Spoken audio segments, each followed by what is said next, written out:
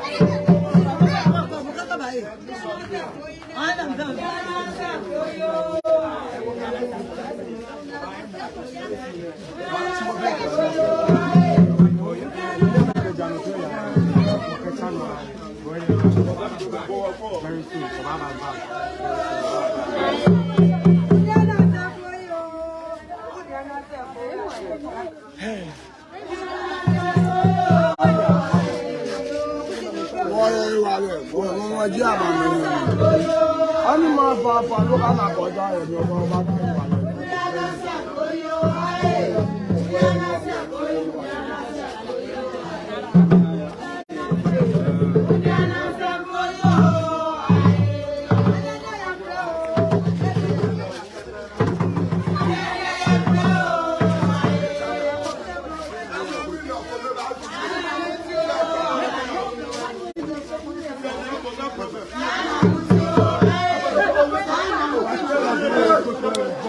be where po ni shamo echencho woke woni shamo baba na agbe ke okwe chinsi emi ona aka ni na nche na ahwa eta ncho aka woke mba na agbe echencho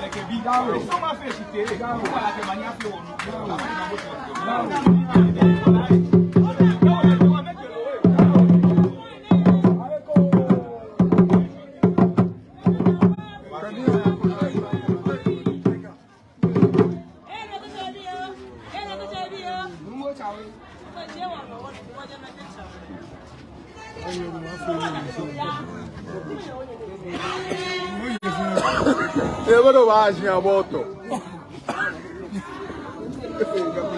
Eu não queria efeito.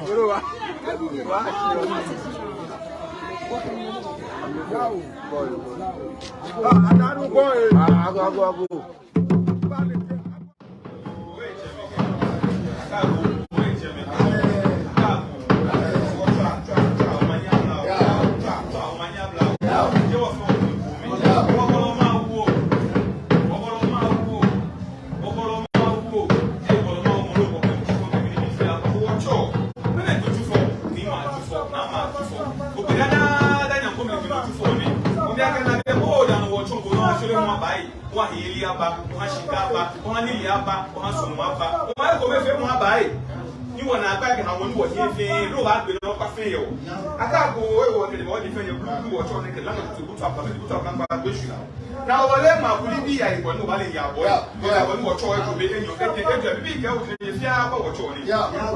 Hey, Chawo, to make a Robert, I will use Chawo. What you put out for you. Chawo, less you look, and then I will go to a pen for show. Go back when you tell. I will claim my Daniel Colon. Hey, Chacha was soon to Potomacan. At a fight Daniel Colon. I will get him Colon.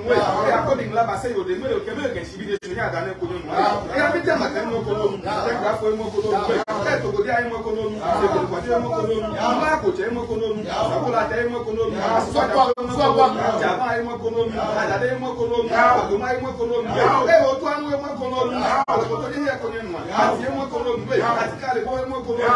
You are telling what just a man, when it be for him, for Namati. I can like a man, show my free water. You are telling Bible by Daniel Colon, like a man, I show one. Tata was soon about the by Daniel Colon. I will buy Colon. I said I was going to him, Colon. Yeah, my nigga, what I feel. You want to know what I'm saying? It's a member was in as well. What I can do, way of here. Okay, what I phone, what's in money. Now, here, I'm with but one of your no, you are famous about Buffy. Well, we get a room or by you are not watching. One day again, what you draw on Nili, Casomo, with him, what he made. Let us look on the catch about minute. What was it about? You know, going back as Kashina. What I'm working on you. I can buy an opinion here, babe. I can not to our work for my name. Yeah, dear friend, I was like a silly nigga, one I put up there. I can't know what's happening like a silly.